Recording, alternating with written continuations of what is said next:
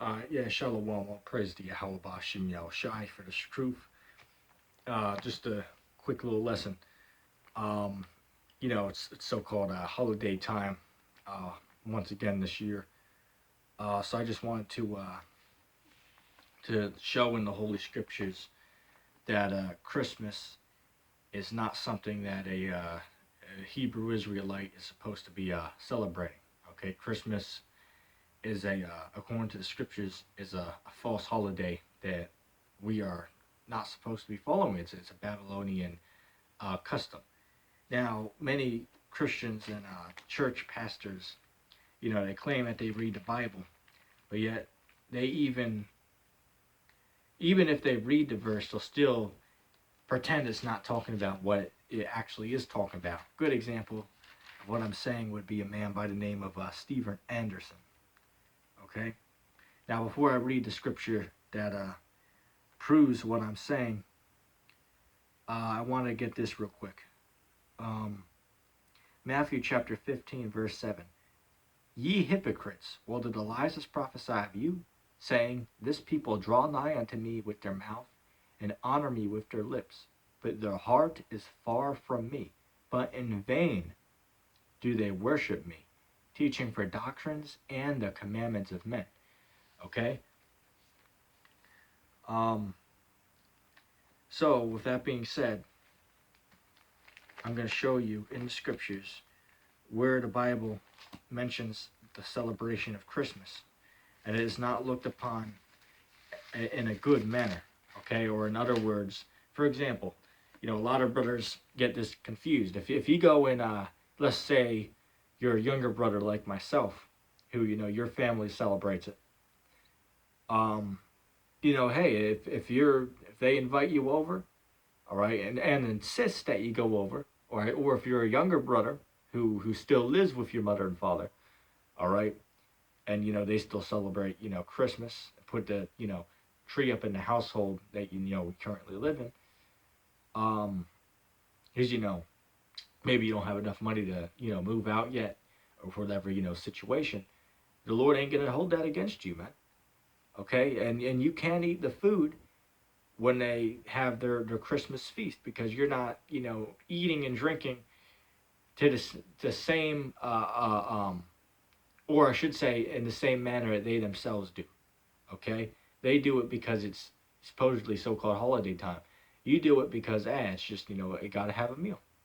Okay, so you got Sicario on there. Oh well, that's going off to eat Thanksgiving dinner. That's going off to eat Thanksgiving dinner, right? And to eat food that's been sacrificed unto idols.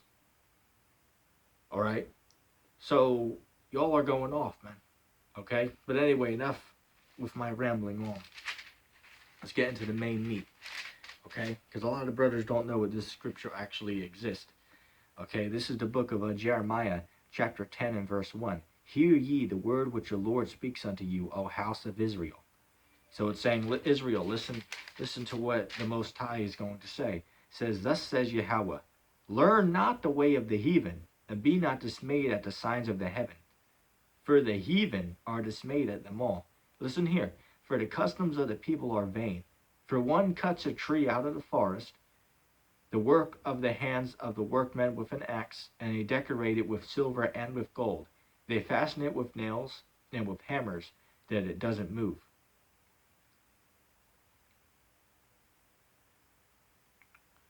Let's see. They are upright as the palm tree, but speak not. They must needs be born, because they cannot go.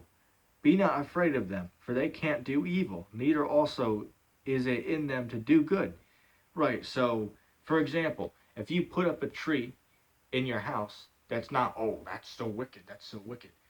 That's not necessarily evil to do, but in the sense of, they celebrate, the so-called birth of Christ, all right, which December the 25th is not the day that the Lord was born. Nobody can know for certain the day that who they call Jesus was born. It's something nobody could ever know, okay?